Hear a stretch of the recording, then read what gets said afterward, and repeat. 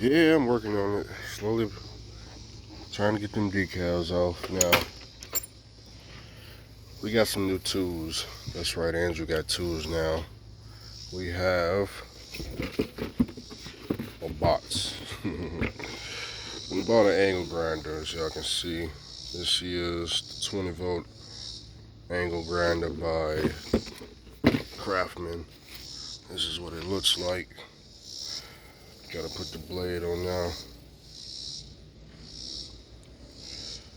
Don't come with a battery though, of course. They gotta make it as difficult as possible. We got some extra heat string butt connectors. This right here is to fix wires and stuff. Like if you cut a wire like this right here put it back together, of course. But since the angle grinder didn't come with a battery, my man said to buy this because it comes with the exact same batteries you need for this, and it comes with a charger. So this was $99. The funny thing is the battery was $99 by itself, but this right here is $99, and you get all this with it. As you can see, battery charger and a work bag right there included. So we got a drill driver and an impact driver. Good combo right there. Craftsman, 3-year warranty on all this stuff. Actually in the bag. Okay, here we go. We got the blade right there for the angle grinder. We got the batteries. We got the drives up in here. You know, Andrew don't buy no tools, but we got some tools now, huh? We got some tools now. That ain't gonna fit in there. Yeah, you probably thinking, Andrew, why do you got a angle grinder? What you gonna do with that? Well, oh, if y'all wanna know what the truck looking like, it's dead right now probably, but oh well, we got the jumper pack, so it ain't dead, but it's dead, but it ain't dead. You know, it ain't gonna start, but you know if I put that that charge on it, it's gonna fire right up. But yeah, we gotta use this angle grinder today because Andrew got some issues going on. Oh, almost dropped it. Need that right there. Man, I should have put that damn shade up in the window. Try to get on up in here. Oh, we got some reflective tape down there. Alright, let me get on up in here. There we go. Man, I don't even look the same no more, huh? Ooh, damn it, boy, I ain't got no haircut yet. But yeah, I don't look the same no more. I know it's crazy. I need to donate that mattress to somebody and get the correct size. Now, yesterday we went through hell and beyond. So I get loaded with a product. One of my customers go take it to the receiver, and for whatever reason, you know, I guess I was bringing too much product in. The receiver felt like that uh, they didn't feel the need to unload me, you know, as soon as I got there. So for the first time ever, I sat for a good, I think it was a good 4 hours before I was like, hey man, you know, I'm just gonna drop the trailer here, go up to the truck stop and get me some food, man, because I haven't ate all day. So I dropped the trailer, and the reason for dropping the trailer is because the customer can unload the trailer without me being there. So I go up to now. They were supposed to call me. Okay, they were supposed to call when they wanted me to come back to unload it. That's what they said they were gonna do. But that ain't what happened. So I go to the truck stop, get some food, you know, lay down for about an hour. Figure I'd go back up there. Maybe they'd call me by then, and that ain't what happened. I go back to the shipper. I'm like, man, they really ain't gonna unload this trailer today. I guess they don't want the product. So I sit down, probably another 3 hours, you know, talking on the phone, watching YouTube, that type of stuff, and I finally, man, I text the person that's over everything. I'm like, hey, Are you guys going to unload me or should we just reschedule this? He says, oh, you already unloaded. I'm like, really? So I get out, go check the trailer, and hit the side of the trailer, first pod, second pod, third pod, it's empty. Or so I thought. It's empty. I hook up to the trailer, get over to the shipper. They open all three hatches at the top. He says, hey man, you got some product left in that last pod back there, probably about 6,000 pounds worth of, basically of product.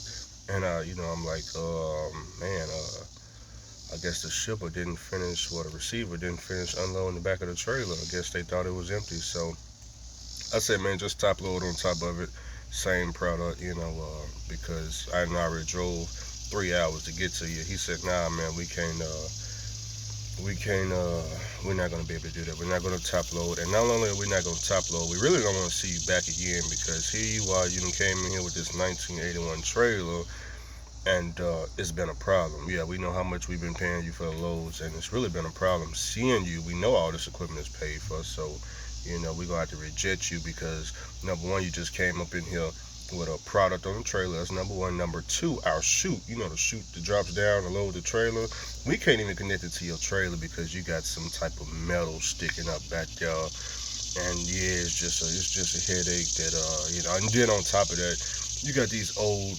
dome lid doors that can barely close. I guess the handles rusted out, and we really got to put muscle into it to get it closed. So yeah, we just don't want to see you back. So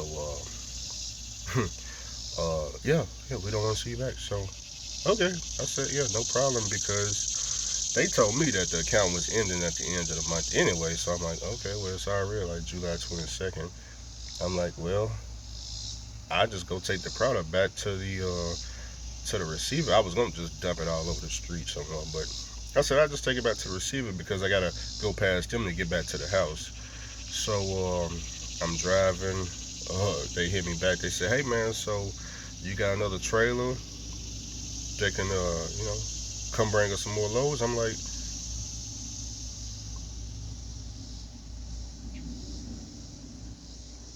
nah, man. I've been coming here with just one trailer. I don't. What other trailer? I'm confused. I'm confused, man. You just told me you didn't. Y'all don't want me there. What other trailer? Nah, I don't have no other trailer, man. I'm just a one truck pony.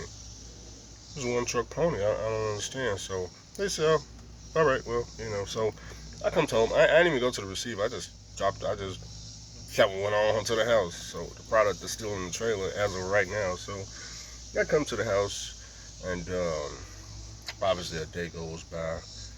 I get a text message that if the plant don't get this product by 2 a.m., which 2 a.m. did already pass, that the plant was gonna shut down because they're out of product.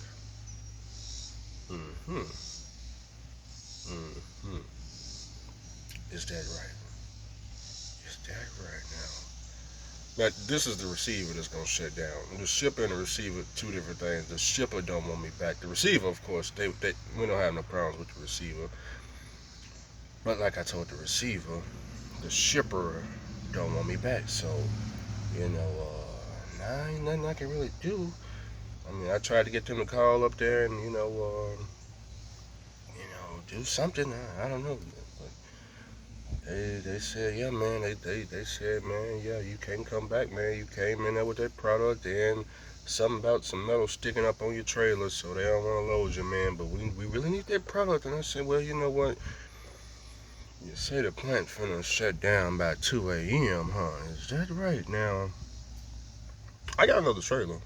Yeah, I got another trailer. But it's gonna cost you. It's gonna cost you. It is going to cost you. That's what it is. It's gonna cost you now. But I got another trailer though. They said, well, how much is it gonna cost? Yep. Oh, what time the plant shut? Plant shut down at 2 a.m. Here they are at 6 p.m. So I hit up Justin. I'm like, hey man, yeah, they not gonna take my trailer, man. And I really don't feel like going back up there no more because I'm already at the house. I just got to the house yesterday. So I said, hey man, he all the way at the house in Texas, which is 13 hours from these people. I said, yeah, man, if they want to pay you, figure out how much they'll pay. Long story short, they end up paying $10,000 for him to leave the house and go get this load and take it over there. $10,000, and I'm sitting there like, it would have been cheaper just to load my trailer. It would have been much cheaper, but you know what? You know what? Can't be mad. They was only paying me 2 rats. 2 rats. That's all I was getting. So 2 rats. Now you gotta pay 10 for one load. So they gonna, hey. I'm just saying. I'm just saying. But since I'm at the house, we went and got that angle grinder because whatever metal was sticking up, we just gonna grind it away. Shouldn't be no issue, right? Um, they paid for it. They paid for it. We got the angle grinder. Now, I don't know if that's gonna work or not. Obviously, I ain't never used one before, day in my life. But I mean, they paid for it, so let me go up there and try it. Plus, I still need to get the product off the trailer, so 6,000 pounds. So that's what I'm finna be doing today. Go try to. Well, I'm only 2 hours from the receiver, so go try to get that product off the trailer. Which they'll take the product. You know, I don't know why they didn't finish unloading, but you probably think, Andrew, didn't you tap the trailer to see it's empty? I did tap the trailer, but I didn't tap the bottom part of the trailer. At the bottom. I just tapped in the middle of the trailer. I didn't tap the bottom, so I didn't know that it was a little, well, not saying, a little product left at the bottom of the last part. So then, of course, the suspension gauge also showed that me being empty. So I actually thought the whole thing was empty, but it's part of trucking. I'm not mad. Yeah, I would have liked to get back up there and got reloaded, and that's what I came to work for, man. Shit, I only got one load in for the whole week, man. One load, $2,500, and I probably lost, I don't know, $1,200 in fuel going back and forth. So, plus these tools right here.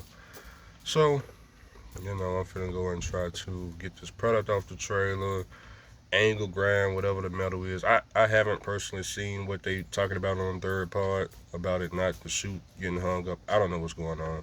I gotta climb up there and look for myself, but that's what I was dealing with. And then, on top of dealing with the customers, I had other stuff that ain't got nothing to do with trucking going on. So I had to deal with that and them all at the same time. So a lot was going on. But today is a new day. Got the angle grinder. Got some free tools and stuff that maybe they'll come in handy for something. Still need to do some basic maintenance. Need to do the oil change on this flat top. Oh, I got this truck registered in my name, so this is my truck now. Plates and everything is paid for. Just waiting for that stuff to come in the mail. It should. Hopefully they'll ship it out Monday. I get it. I don't know if it'll come the same day. Just maybe by Wednesday. So if the stickers and all that come, I'll show you guys. I need to take the decals off. So this is my truck now. You know, uh, the difference between registering a truck in Texas and Tennessee. Tennessee, you just need the title and to do the title application. 2290. That's it. Texas is a lot different. That's why I was trying to register this truck in Texas, but it's way harder. To register a semi truck in Texas, they require an inspection. Well, obviously, when I bought this truck, the motor wasn't even running. I had to do an overhaul on the motor before I can even get the truck to even pass inspection because I got to drive through inspection. So it's a lot of risk if you guys in Texas are trying to buy a truck that don't work, and you got to dump all this money into it, and you may not even get the title to it. Well, you'll get the title from the owner, but you may not be able to register the vehicle. So there's a lot going on. Yeah, a lot going on. Some people want to know, Andrew, how was you able to drive the truck? So in Texas, you guys can pay for a permit to drive unregistered vehicles in Texas. So there you go. Cheap permit. You just got to keep an eye on it, of course, but they got the 72-hour permit and a 144-hour permit. So it's affordable, like $50, something like that. But there you go. That's the secret. That's in Texas, though. If you want to get the truck from other places, then you gotta go through other stuff. But a lot of y'all want to know, Andrew, how do you do this? How do you do? A lot of it is just me just turning the key and driving the truck, man. I don't understand you guys. I just don't understand truck drivers with these questions. How did I do this? How did man just turn the key and drive? That's how I did it. What do you mean? How did I turned the key on, started the truck, and just drove. Like it's my truck. Drive, fool. How did I do it? I drove the truck.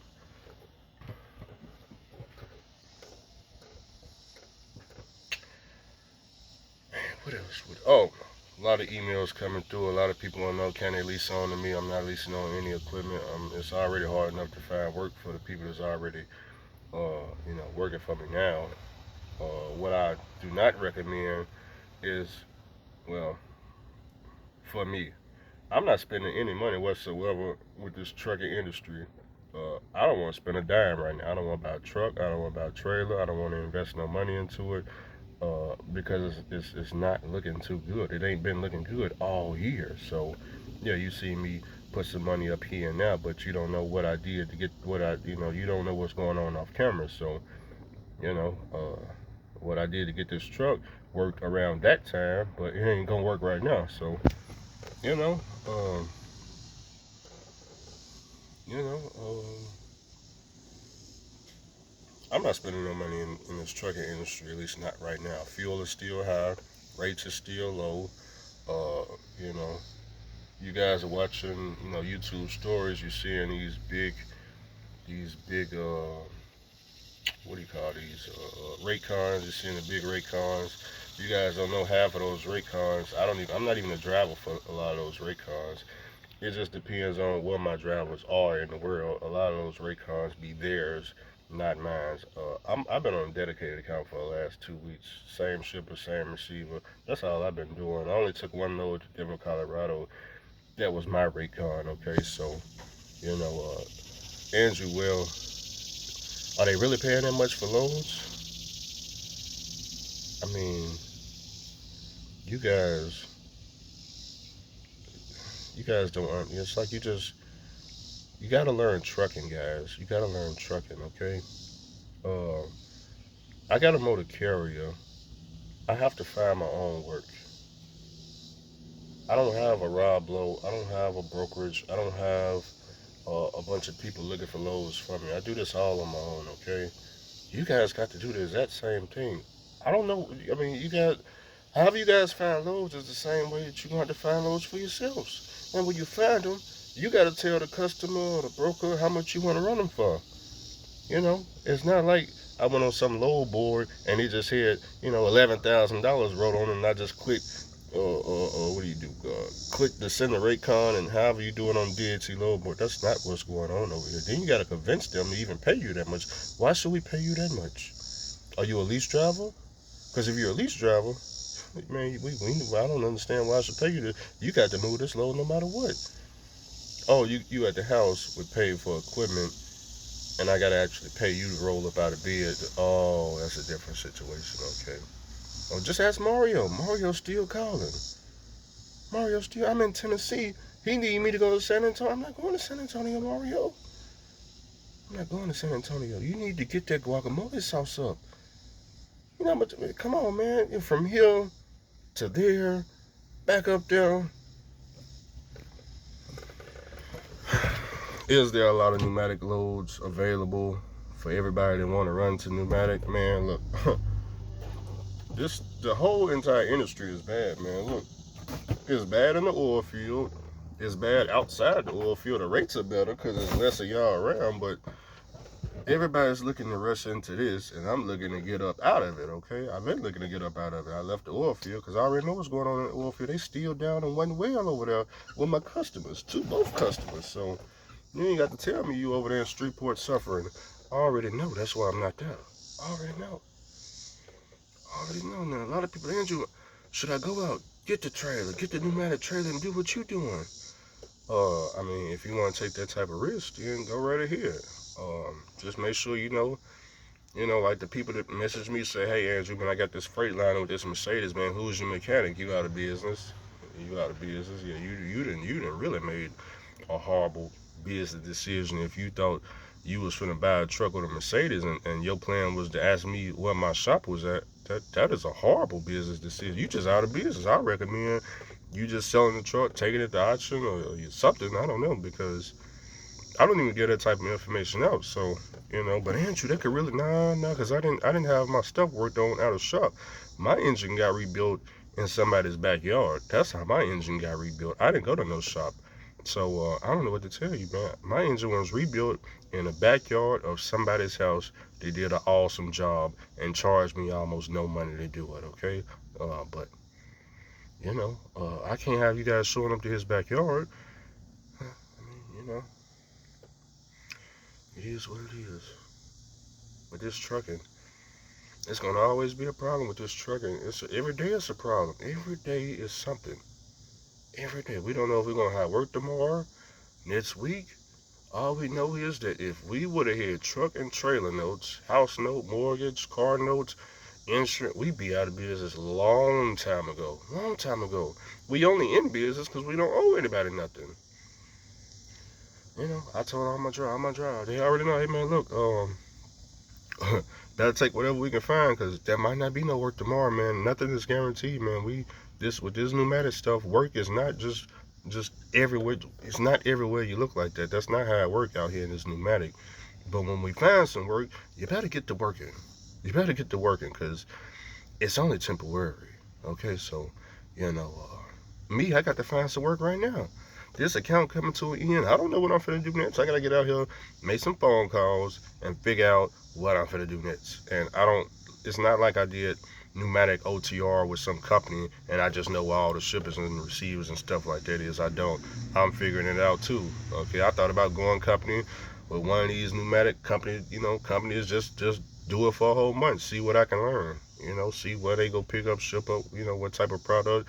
Figure out new ways to unload the trailer, but that ain't really no option because I'm independent. Well, actually, it can be an option because my insurance is I'm finna come up on a year with my authority. So um, the 24th, I believe, the 24th of this month, maybe my last payment with Progressive. I gotta check if it's not the last payment, then next month will be my last payment, and that's all I owe for insurance, man. I'm done with insurance. I survived the whole year with this authority. I did about 90% all customer freight.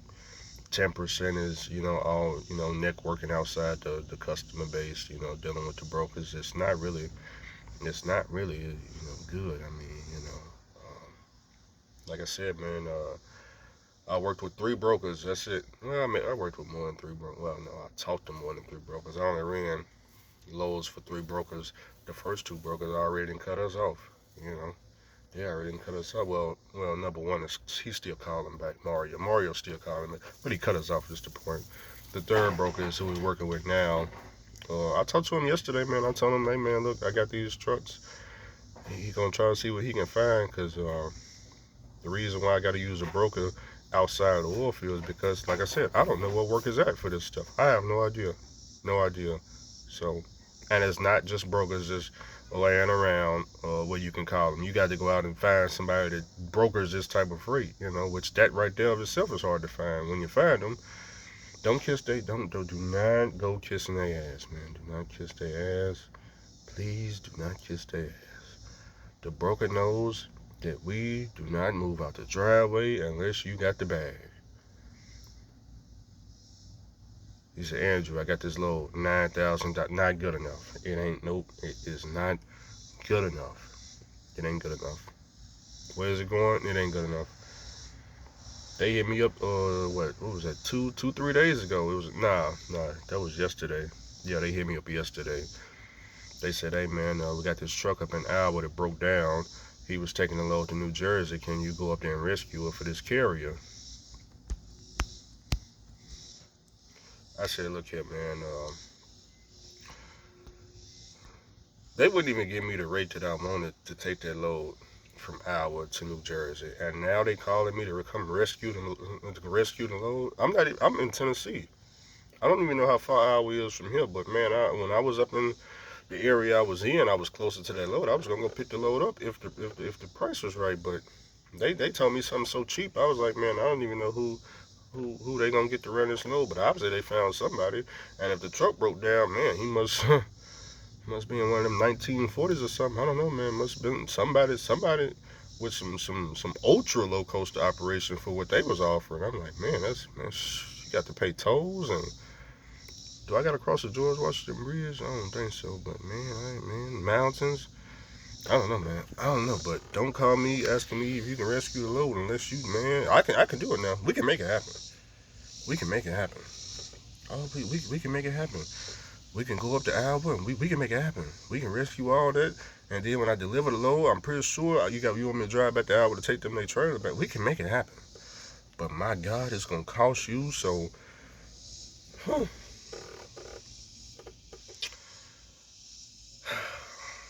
Boy, this trucking is some difficult stuff right here, boy. Difficult. Like I said, I'm not interested in spending no money in this truck. Right now, I'm stacking and holding, stacking and holding. And luckily, I ain't hearing no breakdowns all year, so we're gonna try to keep it that way. But we got this truck right here for backup. This is paid for. Got all my money back off of it, and I ain't even pulled the load with this ready to go right now. You know, just need to swap that mattress out back there. But we ain't even gotta do that here. We just make it work like that right there.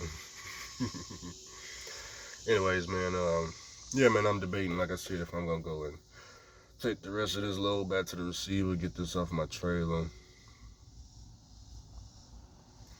2 hour drive, just a waste of time. I don't even know why I even didn't take it back the first time. I don't know, man. I thought I could like find somewhere, make it disappear, but the product is too thick to make disappear. So,